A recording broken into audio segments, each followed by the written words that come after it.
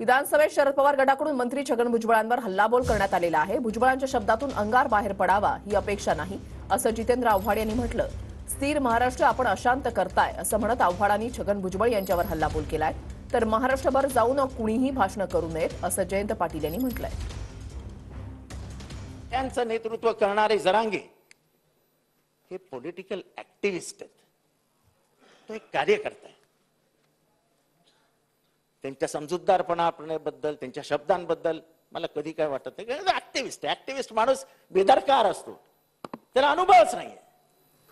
पण दुसरीकडनं जे बोलतायत ते प्रगल्भ राजकीय नेते आहेत।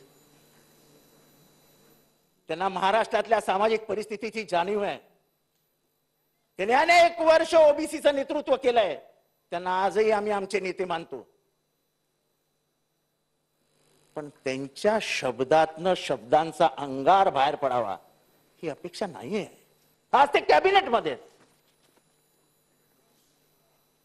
कॅबिनेट ही कॉन्फिडेन्शियल मीटिंग असते, त्याच्यात तुम्ही तुमचे मुद्दे जोरकसपणाने मांडायचे असतात। आपण काय करतो? शांत स्थिर महाराष्ट्र आपण अशांत करतोय। आमचे मंत्री महोदयांनी भाषण केलं, भुजबळ साहेबांनी, त्यांना काय पाहिजे ते त्यांनी मंत्रिमंडळात मांडावं। त्यांचं जे म्हणणं आहे ते मुख्यमंत्र्यांना मान्य असेल तर सरकारचा ठराव करावा, हे अधिवेशन संपायच्या आधी आम्हाला सांगावं, काही अडचण नाही। पण अध्यक्ष महोदय, महाराष्ट्रात जाऊन आता इथनं पुढे भाषण कुणीच करू नये।